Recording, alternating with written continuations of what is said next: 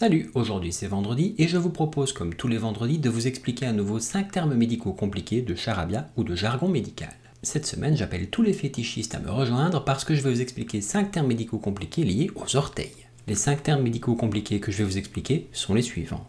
Onychocryptose, orteil en marteau, orteil en griffe, sésamoïdite et onycholyse. On y va ? Et on commence avec l'onychocryptose. L'onychocryptose, en fait, c'est l'autre nom donné à l'ongle incarné. Et l'ongle incarné, ceux ou celles d'entre vous qui en ont déjà souffert savent très bien de quoi je parle. Il s'agit d'une inflammation de la peau liée à un enfoncement trop important de l'ongle sous la peau. Ceci provoque une ouverture de la barrière cutanée et facilite les infections localisées au niveau de l'ongle. Le traitement définitif est chirurgical et consiste en l'extraction complète de l'ongle de la peau et la destruction d'une partie de la matrice pour rétrécir un peu l'ongle et empêcher sa future incarnation.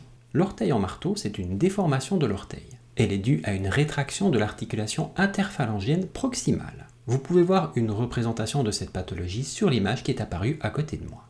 L'orteil se déforme en forme de Z et il devient plus rigide. Il n'est parfois même plus possible de le redresser manuellement.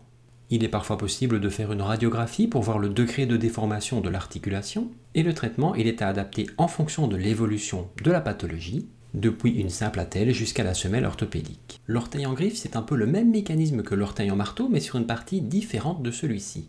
Là où l'orteil en marteau est une déformation de l'articulation interphalangienne proximale, l'orteil en griffe est une déformation de l'articulation interphalangienne distale.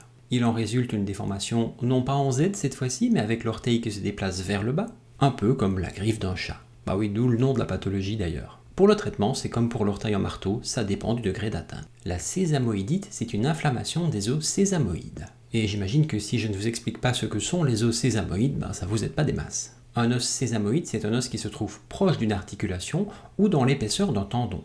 Si vous pensez connaître un os sésamoïde connu, eh bien il y a par exemple la rotule. La fameuse rotule qui est enchâssée dans le ligament rotulien.